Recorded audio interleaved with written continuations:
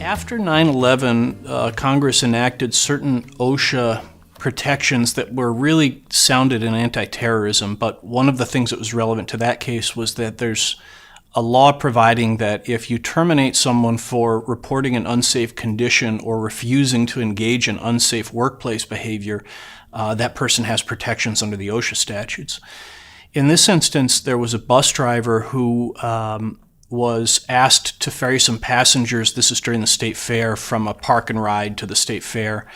And as they do in those situations, they load the buses pretty full. The bus was loaded consistent with the manufacturer's weight limits as well as with normal safety practices for transit authorities. But this gentleman refused to drive the bus in the condition it was. And this was sort of the last straw. He was a guy that had a history of various disciplinary issues, and so he was terminated. He brought suit under that OSHA statute claiming that he was wrongfully terminated in retaliation for what he considered to be protected conduct, that is, refusing to do something that wasn't safe. And we ended up litigating the case before the federal administrative law judge and ended up getting his case dismissed because it was clear that he just hadn't entitled himself to the protections of this law.